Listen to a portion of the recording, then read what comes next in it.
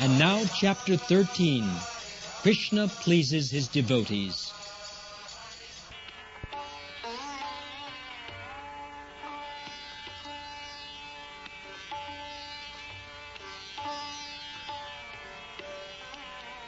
For days together, Krishna heard from Uddhava all the details of his visit to Vrindavan, of the condition of his father and mother, and of the gopis and the cowherd boys. Lord Krishna was fully satisfied that Uddhava was able to solace them by his instructions and by the message delivered to them. Lord Krishna then decided to go to the house of Kubja, the hunchback woman who had pleased him by offering him sandalwood pulp when he was entering the city of Mathura. As stated in the Bhagavad Gita, Krishna always tries to please his devotees as much as the devotees try to please Krishna. As the devotees always think of Krishna within their hearts, Krishna also thinks of his devotees within himself. When Kubja was converted into a beautiful society girl, she wanted Krishna to come to her place so that she could try to receive and worship him in her own way. Society girls generally try to satisfy their clients by offering their bodies for the men to enjoy. But this society girl, Kubja, was actually captivated by a lust to satisfy her senses with Krishna.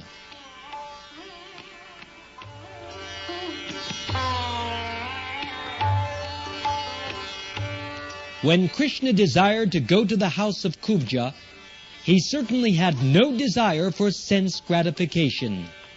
By supplying the sandalwood pulp to Krishna, Kubja had already satisfied his senses. On the plea of her sense gratification, however, he decided to go to her house, not actually for sense gratification, but to turn her into a pure devotee. Krishna is always served by many thousands of goddesses of fortune. Therefore, he has no need to satisfy his senses by going to a society girl. But because he is kind to everyone, he decided to go there. It is said that the moon does not withhold its shining from the courtyard of a crooked person. Similarly, Krishna's transcendental mercy is never denied to anyone who has rendered service unto him, whether through lust, anger, fear, or pure love. In the Chaitanya Charitamrita it is stated that if one wants to serve Krishna and at the same time wants to satisfy his own lusty desires, Krishna will handle the situation so that the devotee forgets his lusty desire and becomes fully purified and constantly engaged in the service of the Lord.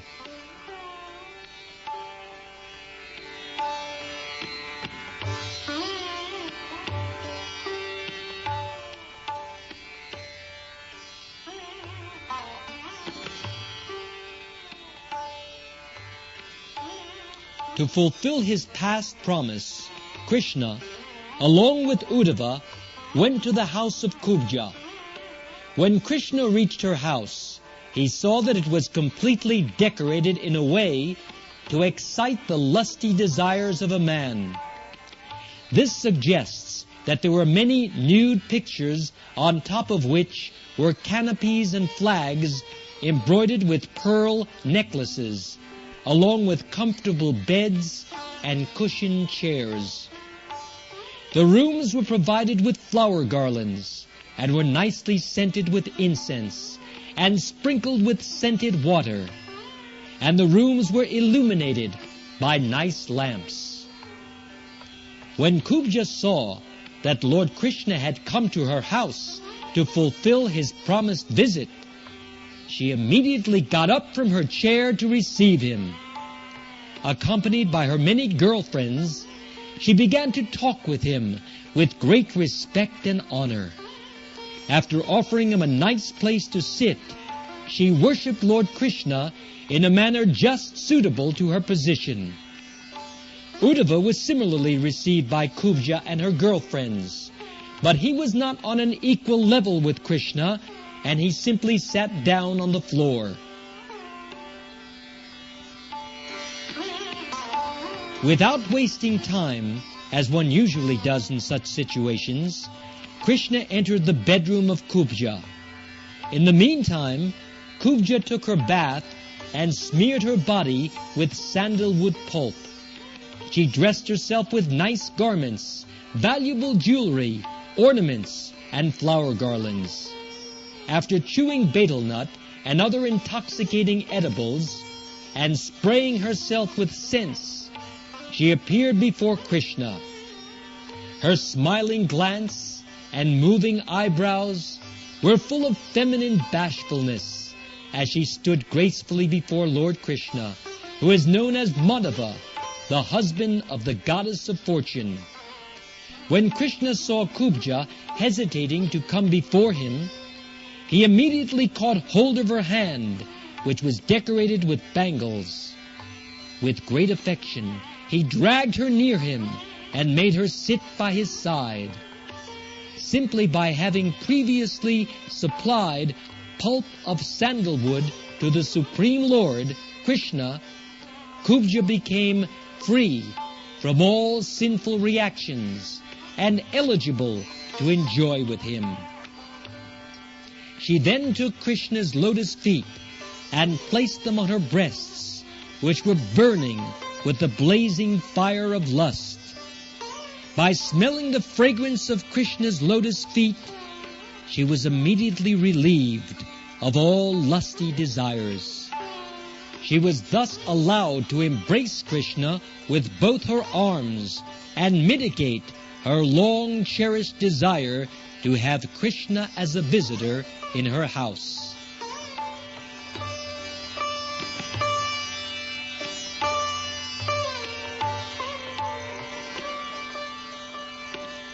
It is stated in the Bhagavad Gita that one must be freed of all material sinful reactions before one can engage in the transcendental loving service of the Lord. Simply by supplying sandalwood pulp to Krishna, Kubja was thus rewarded. She was not trained to worship Krishna in any other way. Therefore, she wanted to satisfy him by her profession. It is confirmed in the Bhagavad Gita that the Lord can be worshipped even by one's profession, if it is sincerely offered for the pleasure of the Lord. Kubja told Krishna, "My dear friend, kindly remain with me at least for a few days and enjoy with me. My dear lotus-eyed friend, I cannot leave you immediately. Please grant my request." As stated in the Vedic versions, the Supreme Personality of Godhead has multipotencies. According to expert opinion, Kubja represents the Purusha Shakti potency of Krishna, just as Srimati Radharani represents his Chit Shakti potency. Although Kubja requested Krishna to remain with her for some days, Krishna politely impressed upon her that it was not possible for him to stay. Krishna visits this material world occasionally, whereas his connection with the spiritual world is eternal. Krishna is always present, either in the Vaikuntha planets or in the Goloka Vrindavan planet. The technical term of his presence in the spiritual world is Prakata Lila.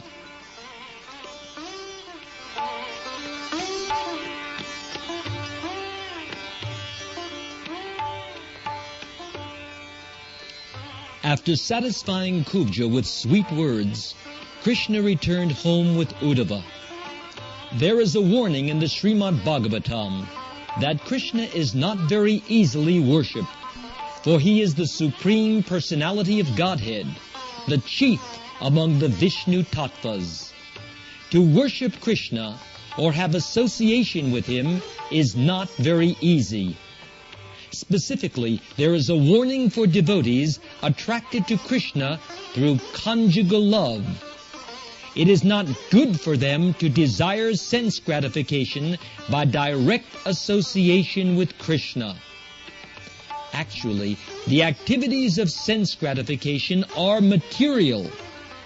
In the spiritual world, there are symptoms like kissing and embracing, but there is no sense gratificational process as it exists in the material world. This warning is specifically for those known as Sahajya, who take it for granted that Krishna is an ordinary human being. They desire to enjoy sex life with him in a perverted way. In a spiritual relationship, sense gratification is most insignificant. Anyone who desires a relationship of perverted sense gratification with Krishna must be considered less intelligent. His mentality requires to be reformed.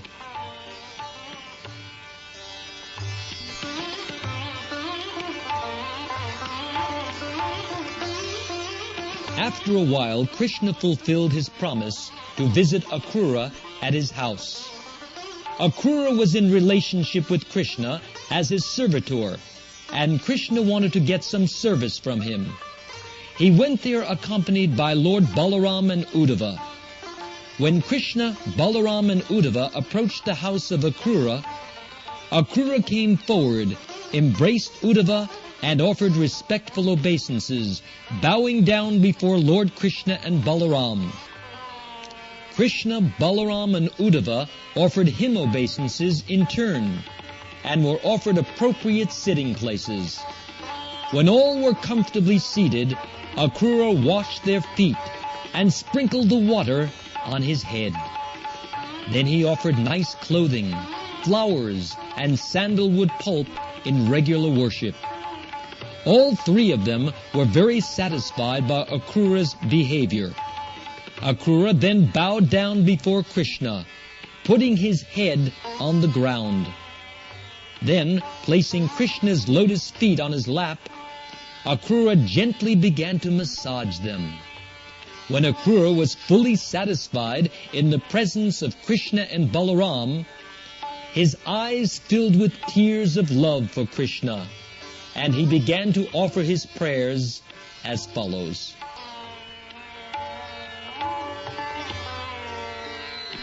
My dear Lord Krishna, it is very kind of you to have killed Kamsa and his associates.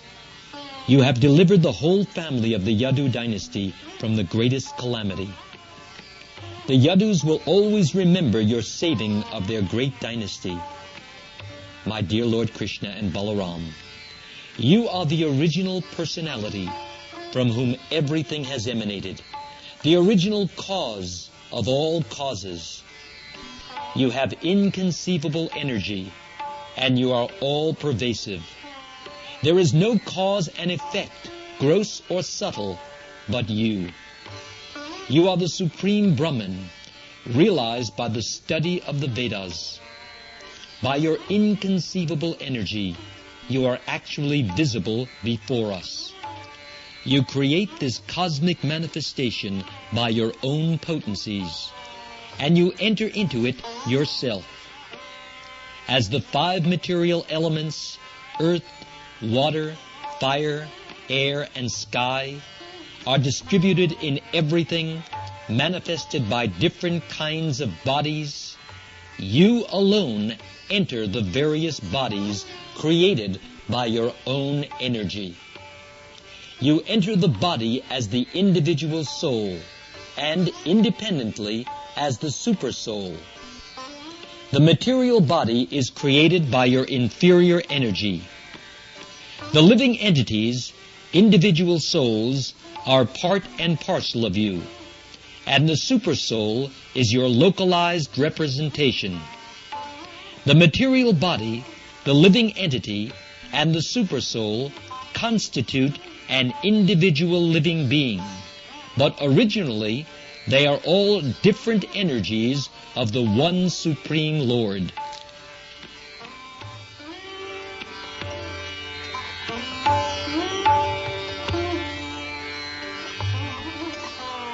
In the material world, you create, maintain, and dissolve the whole manifestation by interactions of three qualities, namely goodness, passion, and ignorance. But you are not implicated in the activities of those material qualities, for your supreme knowledge is never overcome like the knowledge of the individual living entity. The Supreme Lord enters the material cosmos and causes creation, maintenance, and destruction in their due course, whereas the part and parcel living entity enters the material elements and has his material body created for him.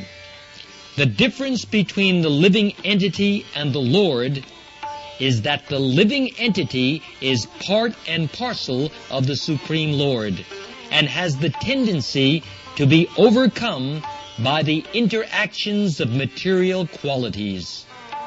Krishna, the Padam Brahman, or the Supreme Brahman, being always situated in full knowledge, is never overcome by such activities. Therefore, Krishna is called Achyuta, meaning he who never falls down.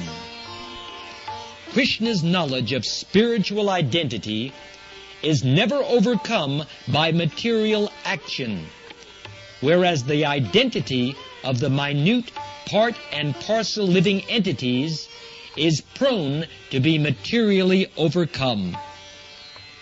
The individual living entities are eternally part and parcel of God, minute sparks of the original fire, Krishna, but they have the tendency to become extinguished.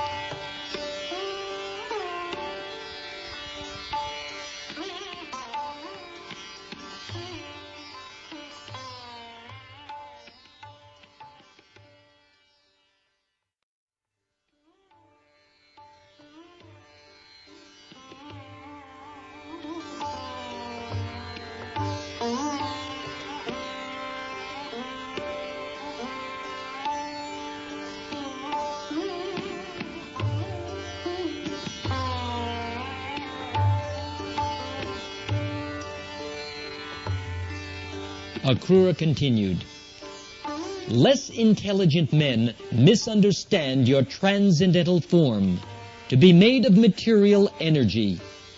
But that concept is not at all applicable to you. Actually, you are all spiritual, and there is no difference between you and your body. Therefore, there is no question of your being conditioned or liberated. You are ever liberated in any condition of life. As stated in the Bhagavad Gita, only fools and rascals consider you an ordinary man. To consider your lordship one of us, conditioned by the material nature, is a mistake due to our imperfect knowledge. When people deviate from the original knowledge of the Vedas, they try to identify the ordinary living entities with your lordship, who have appeared on this earth in your original form to re-establish the real knowledge that the living entities are neither one with nor equal to the Supreme God. My dear Lord, you are always situated in uncontaminated goodness, Shuddha Sattva. Your appearance is only necessary to re-establish actual Vedic knowledge, as opposed to the atheistic philosophy which tries to establish that God and the living entities are one and the same. My dear Lord Krishna, this time you have appeared in the home of Vasudeva as his son with your plenary expansion, Sri Balaram. Your mission is to kill all the atheistic royal families and destroy their huge military strength. You have advented yourself to minimize the burden of the world, and to fulfill this mission, you have glorified the dynasty of Yadu by appearing in the family as one of its members.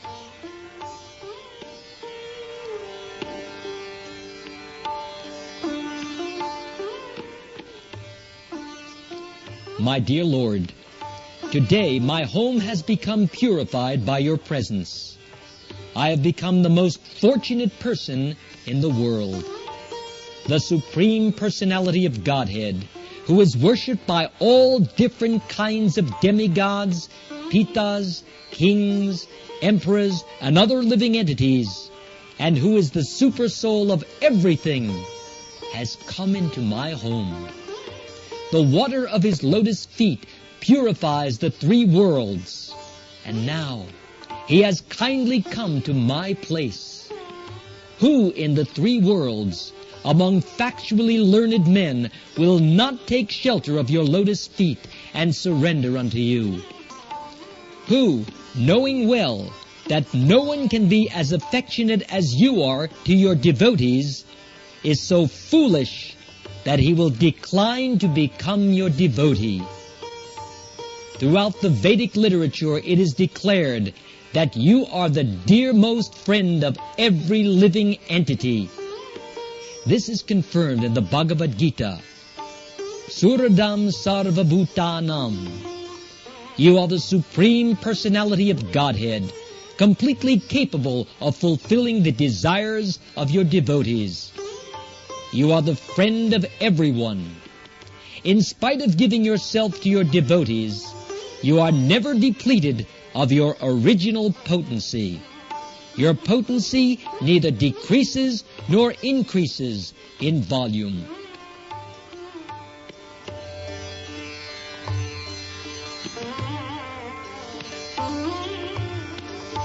My dear Lord, it is very difficult for even great mystic yogis and demigods to ascertain your movements or approach you. Yet out of your causeless mercy, you have kindly consented to come to my home. This is the most auspicious moment in the journey of my material existence. By your grace only, I can now understand that my home, my wife, my children, and my worldly possessions are all bonds to material existence. Please, cut the knot and save me from this entanglement of false society, friendship, and love. Lord Sri Krishna was very pleased by Akrura's offering of prayers. His smile captivating Akrura more and more, the Lord replied to him in sweet words as follows. My dear Akrura, in spite of your submissiveness, I consider you my superior on the level with my father and teacher and most well-wishing friend. You are therefore to be worshipped by me, and since you are my uncle, I am always to be protected by you. I desire you to maintain me, for I am one of your own children.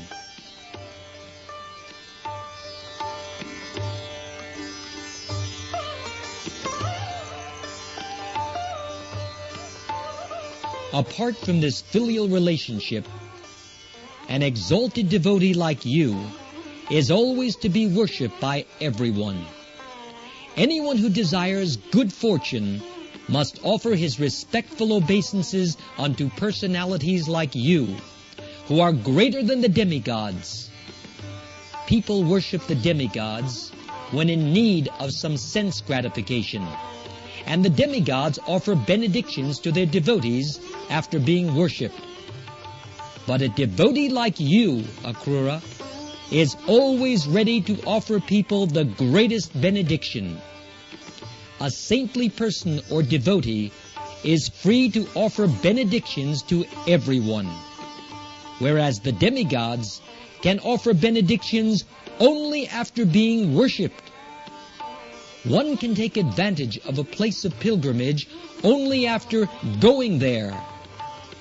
And worshipping a particular demigod involves waiting a long time for the fulfillment of one's desire. But saintly persons like you, my dear Akrura, can immediately fulfill all the desires of a devotee. My dear Akrura, you are always our friend and well-wisher. You are always ready to act for our welfare. Kindly, therefore, go to Hastinapur and see what arrangement has been made for the Pandavas.